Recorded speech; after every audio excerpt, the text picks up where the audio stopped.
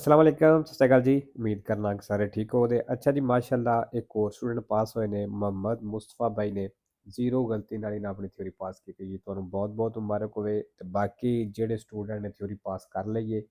वो मेरे WhatsApp number ते अपना PDF सेंड कर दिओ ताकि दूसरे दोस्तां नाल भी शेयर हो जाए। बाकी कोर्स जेड़ा वे ਉਹਦੇ काफ़ी मैसेज भाले भी होंदे ने पे और मैं हर वीडियो में दस भी रहा कि कोर्स चेंज कोई नहीं होया,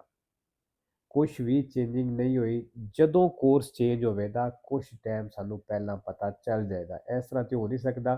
ਮਸਲਨ ਉਹ ਸਵੇਰ ਉੱਠੇ ਤੇ ਉਹਨਾਂ ਕੋਰਸ ਚੇਂਜ ਕਰ ਦੇਣਾ, ਇਸ ਤਰ੍ਹਾਂ ਨਹੀਂ ਹੋਣਾ। ਜਦੋਂ ਵੀ ਕੋਰਸ ਚੇਂਜ ਹੋਵੇਗਾ ਜਾਂ ਹੋਣਾ ਹੋਵੇਗਾ ਉਹ ਪਹਿਲਾਂ ਸਾਨੂੰ ਡੇਟ ਦੇ ਦੇਣ ਦੇ ਕਿ ਵੀ ਇਸ ਡੇਟ ਨੂੰ ਕੋਰਸ ਚੇਂਜ ਹੋ ਰਿਹਾ ਹੈ। ਠੀਕ ਹੈ, ਇਸ ਵਾਸਤੇ ਹਲੇ ਕੋਈ ਕਿਸੇ ਨੂੰ ਕੁਛ ਪਤਾ ਨਹੀਂ ਵੀ ਕਦੋਂ ਕੋਰਸ ਚੇਂਜ ਹੋ ਰਿਹਾ ਔਰ ਕਿਹੜਾ ਹੋ ਰਿਹਾ। ਠੀਕ ਹੈ, ਇਹ ਸਭ ਝੂਠੀਆਂ ਗੱਲਾਂ ਨੇ ਕਿ ਸਾਨੂੰ ਪਤਾ ਵੇ ਕੀ ਹੈ, ਸਾਡੇ ਕੋਲ ਬੁੱਕ ਹੈ, ਸਾਡੇ ਕੋਲ ਕੋਰਸ ਆ ਗਿਆ ਨਵਾਂ, ਕੁਛ ਵੀ ਨਹੀਂ ਕਿਸੇ ਕੋਲ। ਠੀਕ ਹੈ, ਔਰ ਜਿਹੜੇ ਸਵਾਲ ਕੱਟੇ ਗਏ ਨੇ ਉਹ ਆਟੋਮੈਟਿਕਲੀ ਇਸ ਐਪਲੀਕੇਸ਼ਨ ਜਿਹੜੀ ਵੈਬ ਪਤੈਨ ਤੇ ਵੇ ਇਹਦੇ ਉੱਤੇ ਵੀ ਕੱਟੇ ਜਾਣਗੇ। ਠੀਕ ਹੈ,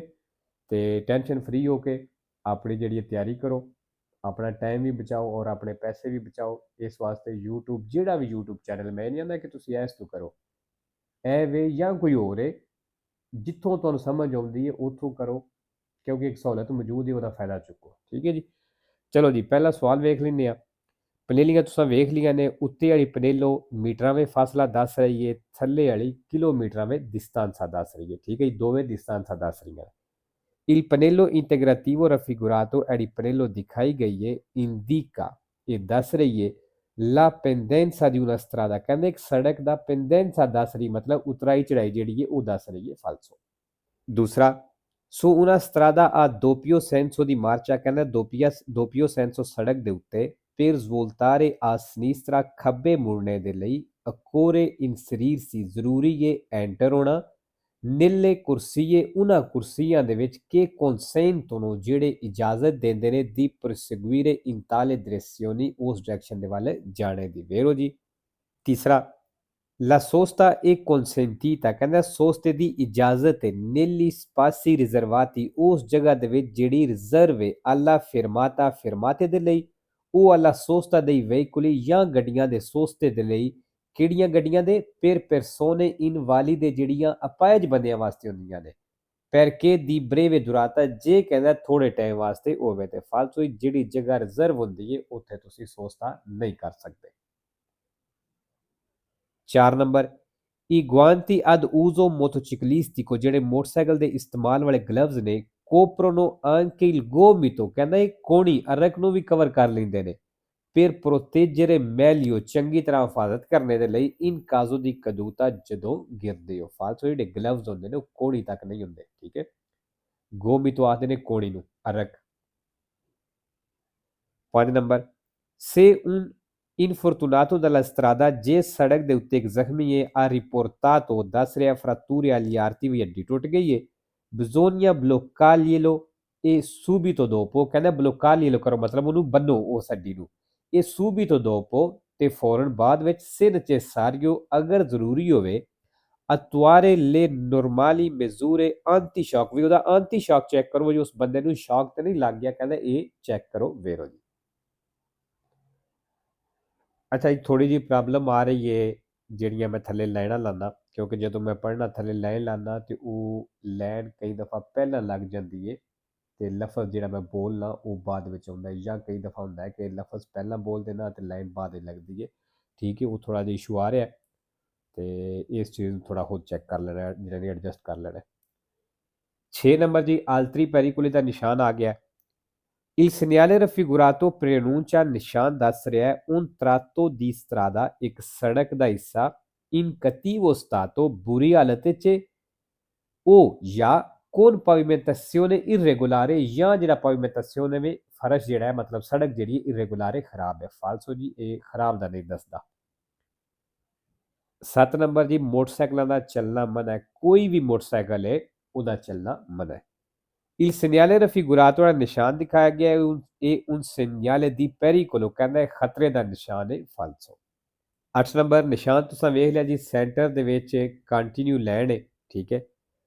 ਲਾ ਸਟ੍ਰੀਸ਼ਾ ਦੀ ਮੇਜ਼ੋ ਇਨ ਫਿਗੂਰਾ ਜਿਹੜੀ ਸੈਂਟਰ ਵਾਲੀ ਲਾਈਨ ਹੈ ਤਸਵੀਰ ਦੇ ਵਿੱਚ ਕੌਨਸੈਂਟੇ ਇਲ sorpasso ਓਵਰਟੇਕ ਦੀ ਇਜਾਜ਼ਤ ਦਿੰਦੀ ਹੈ ਸੈਂਸਾ ਸੁਪੇਰਾਰਲਾ ਇਹਨੂੰ ਬਿਨਾਂ ਪਾਰ ਕਰਨੇ ਤੋਂ porque क्यों non vi siano motivi ਜੇ ਕੋਈ ਐਸਾ ਕਾਰਨ ਐਸੀ ਵਜ੍ਹਾ ਨਾ ਹੋਵੇ ਕਿ ਲੋ ਵੀਤੀਨੋ ਜਿਹੜੀ ਮਨਾ ਕਰਦਾ ਹੋਵੇ ਵੇਰੋ ਜੀ ਸੈਂਟਰ ਵਾਲੀ ਜਿਹੜੀ ਕੰਟੀਨਿਊ ਲਾਈਨ ਹੁੰਦੀ ਹੈ ਇਹਦਾ ਮਤਲਬ ਇਹ ਹੁੰਦਾ ਹੈ ਕਿ ਤੁਸੀਂ ਇਸ ਤੋਂ ਪਾਰ ਨਹੀਂ ਜਾ ਸਕਦੇ ਠੀਕ ਹੈ ਅਗਰ ਕੋਈ ਓਵਰਟੇਕ ਦੀ ਪਾਬੰਦੀ ਨਹੀਂ ਇੱਥੇ ਤੇ ਓਵਰਟੇਕ ਤੁਸੀਂ ਕਰ ਸਕਦੇ ਹੋ ਲੇਕਿਨ ਇਸ ਲਾਈਨ ਦੇ ਅੰਦਰ ਅੰਦਰ ਰਹਿ ਕੇ ਕਰਨਾ ਹੈ ਕਿਉਂਕਿ ਇਸ ਤੋਂ ਪਾਰ ਤੁਸੀਂ ਨਹੀਂ ਜਾ ਸਕਦੇ ਹਾਂ ਅਗਰ ਓਵਰਟੇਕ ਕਰਨੇ ਵਾਸਤੇ ਸਾਨੂੰ ਇਸ ਲਾਈਨ ਤੋਂ ਪਾਰ ਜਾਣਾ ਪੈਂਦਾ ਤੇ ਫਿਰ ਓਵਰਟੇਕ ਨਹੀਂ ਹੋਣਾ ਓਵਰਟੇਕ ਦੀ ਫਿਰ ਪਾਬੰਦੀ ਹੋਵੇਗੀ ਠੀਕ ਹੈ 9 ਨੰਬਰ ਲਾ ਕਰੇ ਜਾਤਾ ਕਹਿੰਦਾ ਜਿਹੜਾ ਕਰੇ ਜਾਤਾ ਵੇ ਨੌਨ ਕੰਪ੍ਰੇਂਦੇ ਇਹਦੇ ਵਿੱਚ ਸ਼ਾਮਲ ਨਹੀਂ ਹੁੰਦੇ ਲੇ ਪਿਸਤੇ ਚਿਕਲਾਬਿਲੀ ਜਿਹੜੇ ਸਾਈਕਲ ਦੇ ਰਸਤੇ ਹੁੰਦੇ ਨੇ ਵੇਰੋ ਜੀ ਪਿਸਤੇ ਚਿਕਲਾਬਿਲੀ ਕਰੇ ਜਾਤੇ ਵਿੱਚ ਨਹੀਂ ਹੁੰਦੇ ਸਤਰਾ ਦੇ ਵਿੱਚ ਆਉਂਦੇ ਨੇ ਠੀਕ ਹੈ 10 ਨੰਬਰ ਸਿੱਧਿਆਂ ਜਾ ਸਕਦੇ ਹੋ ਔਰ ਸੱਜੇ ਮੁੜ ਸਕਦੇ ਹੋ Il segnale raffigurato ਜਿਹੜਾ ਨਿਸ਼ਾਨ ਦਿਖਾਇਆ ਗਿਆ ਇਹ un segnale di obbligo ਕਹਿੰਦਾ ਇਹ obbligo ਦਾ ਨਿਸ਼ਾਨ ਹੈ ਵੇਰੋ ਜੀ obbligo ਦਾ ਵੇ 11 ਨੰਬਰ ਜਿਹੜੀ ਟ੍ਰੈਫਿਕ ਇਸ ਪੁਲਿਸ ਵਾਲੇ ਦੇ ਬਾਜ਼ੂਆਂ ਦੇ ਬਰਾਬਰ ਚੱਲ ਰਹੀ ਹੈ ਮਤਲਬ ਜਿਹੜੀ ਇਹਦੇ ਬਾਜ਼ੂਆਂ ਦੇ ਵਿੱਚ ਤਰਫ ਹੈ ਇਧਰੋਂ ਜਾਂ ਉਧਰੋਂ ਇਹ ਜਾ ਸਕਦੇ ਨੇ ਜਿੱਧਰ ਜਾਣਾ ਚਾਹਣ ਠੀਕ ਹੈ Quando il vigile si dispone di profilo ਜਦੋਂ ਕਹਿੰਦਾ ਵਿਜੀਲੇ ਦਿਖਾਈ ਦੇਵੇ con le braccia aperte ਬਾਜ਼ੂ ਖੁੱਲਿਆਂ ਦੇ ਨਾਲ come in figura ਜਿਸ ਤਰ੍ਹਾਂ ਤਸਵੀਰ ਦੇ ਵਿੱਚ consentito il passaggio ਤੇ ਕਹਿੰਦਾ ਗੁਜ਼ਰਨੇ ਦੀ ਇਜਾਜ਼ਤ ਹੈ delle correnti di traffico ਉਸ ਮੌਜੂਦਾ ਟ੍ਰੈਫਿਕ ਨੂੰ che scorrono parallele alle sue braccia ਜਿਹੜੀ ਉਹਦੇ ਬਾਜ਼ੂਆਂ ਦੇ ਬਰਾਬਰ ਚੱਲ ਰਹੀ ਹੈ ਵੇਰੋ ਜਿਹੜੀ ਟ੍ਰੈਫਿਕ ਉਹਦੇ ਬਾਜ਼ੂਆਂ ਦੇ ਬਰਾਬਰ parallele ਚੱਲ ਰਹੀ ਹੈ ਉਹਨਾਂ ਨੂੰ ਗੁਜ਼ਰਨੇ ਦੀ ਇਜਾਜ਼ਤ ਹੈ 12 number I tratti di strada ਕਹਿੰਦਾ ਸੜਕ ਦੇ ਉਹ ਹਿੱਸੇ in curva ਜਿਹੜੇ ਮੋੜ ਵਾਲੇ ਨੇ devono essere percorsi ਕਹਿੰਦਾ ਉੱਥੇ ਚੱਲਣਾ ਹੈ con il pedale della frizione abbassato clutch ਵਾਲਾ ਪੈਡਲ ਜਿਹੜਾ ਵੇ ਉਹ ਦਬਾ ਕੇ ਮਤਲਬ ਉੱਥੇ ਕਲਚ ਤੁਸੀਂ ਦਬਾ ਕੇ ਰੱਖਣਾ ਫਾਲਸੋ ਜੀ ਫ੍ਰਿਸਿਓਨੇ ਆਖਦੇ ਨੇ ਕਲਚ ਨੂੰ ਔਰ ਇਹ ਸੈਂਪਰੇ ਫਾਲਸੋ ਵੇਰੋ ਕੋਈ ਨਹੀਂ ਠੀਕ ਹੈ ਪੈਦਾਲੇ ਆਏ ਆ ਪੈਦਾਲੇ ਵੀ ਸੈਂਪਰੇ ਫਾਲਸੋ ਤੇ ਇਹਦਾ ਹੁਣ ਮੈਨੂੰ ਡਾਊਟ ਹੈ ਸ਼ਾਇਦ ਦੋ ਵੇਰੋ ਵੀ ਹੈ ਠੀਕ ਹੈ ਜਿਹੜਾ ਮੈਂ ਡਾਊਟ ਵਾਲਾ ਆਖਾਂ ਉਹ ਤੁਸੀਂ ਯਾਦ ਨਹੀਂ ਕਰਨਾ ਜਿੰਨੀ ਦੇਰ ਤੱਕ ਤੁਹਾਨੂੰ ਕਨਫਰਮ ਨਹੀਂ ਹੁੰਦਾ ਠੀਕ ਹੈ ਅਗਰ ਕਿਸੇ ਪੁੱਛਣਾ ਹੋਇਆ ਤੇ ਪਿੱਛੇ ਕਮੈਂਟ ਵਿੱਚ ਕਰਕੇ ਪੁੱਛ ਲਿਆ ਜੇ 13 number Il conducente di un motociclo ਜਿਹੜਾ ਮੋਟਰਸਾਈਕਲ ਦਾ ਡਰਾਈਵਰ ਹੈ ਕਿ parte dal margine della carreggiata ਜਿਹੜਾ carreggiate ਦੇ ਕਿਨਾਰੇ ਤੋਂ ਚੱਲਦਾ ਹੈ e si immette ਤੇ ਐਂਟਰ ਹੁੰਦਾ ਹੈ ਦਾਖਲ ਹੁੰਦਾ ਹੈ nel flusso della circolazione ਚੱਲਣੇ ਦੇ ਫਲੋ ਦੇ ਵਿੱਚ ਮਤਲਬ ਟ੍ਰੈਫਿਕ ਦੇ ਚੱਲਣੇ ਵਿੱਚ ਐਂਟਰ ਹੁੰਦਾ ਹੈ deve indossare ਕਹਿੰਦਾ ਉਹ ਪਾ ਲਵੇ ad allacciare ਤੇ ਬੰਨ ਲਵੇ il casco ਹੈਲਮਟ ਨੂੰ ਵੇਰੋ 14 number Per il conducente di un'autovettura ਕਹਿੰਦਾ ਜਿਹੜਾ ਗੱਡੀ ਦਾ ਡਰਾਈਵਰ ਹੈ ਉਹਦੇ ਲਈ ਕਿ procede a velocità regolare ਜਿਹੜਾ ਇੱਕ ਰੈਗੂਲਰ ਸਪੀਡ ਦੇ ਉੱਤੇ ਚੱਲਦਾ ਆ ਰਿਹਾ su strada extraurbana ਦੇ ਉੱਤੇ può risultare difficoltosa ਕਹਿੰਦਾ ਉਹਦੇ ਵਾਸਤੇ ਮੁਸ਼ਕਲ ਹੋ ਸਕਦਾ ਹੈ la valutazione ਅੰਦਾਜ਼ਾ ਲਾਣਾ della velocità ਉਹਦੀ ਉਹਨਾਂ ਮਾਕੀਨਾ ਐਗਰੀਕੋਲਾ ਜਿਹੜੀ ਖੇਤੀਬਾੜੀ ਵਾਲੀ ਗੱਡੀ ਹੈ ਕਹਿੰਦਾ ਉਹਦੀ ਸਪੀਡ ਦਾ ਅੰਦਾਜ਼ਾ ਲਾਣਾ ਮੁਸ਼ਕਲ ਹੋ ਸਕਦਾ ਹੈ ਕਿ ਇਨ ਜੈਨਰੇ ਜਿਹੜੀ ਆਮ ਤੌਰ ਤੇ procede lentamente ਹੌਲੀ ਹੌਲੀ ਚੱਲਦੀ ਹੈ ਵੇਰੋ ਜੀ ਅੱਛਾ ਜੀ ਅੱਗੇ ਵੀ ਬੜੀ ਵਾਰੀ ਮੈਂ ਦੱਸਿਆ ਕਿ ਅਗਰ ਕਵੇ ਰਿਜ਼ulta facile ਬਈ ਬੜਾ ਆਸਾਨ ਅੰਦਾਜ਼ਾ ਲਾਣਾ ਠੀਕ ਹੈ ਫਾਲਸੋ ਅਗਰ ਕਵੇ ਕਿ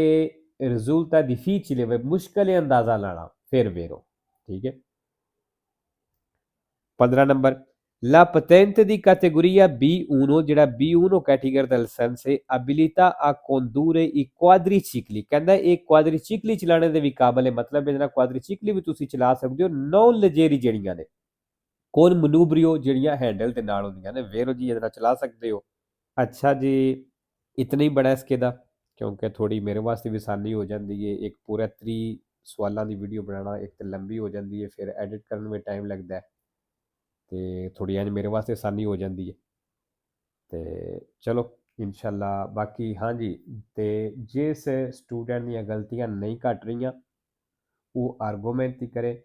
ਔਰ ਜਿਹਦਾ ਇਗਜ਼ਾਮ ਨਜ਼ਦੀਕ ਹੈ ਉਹਨੇ ਇੱਕ ਦੋ ਦਫਾ ਕੋਰਸ ਪੜ੍ਹ ਲਿਆ ਵੇ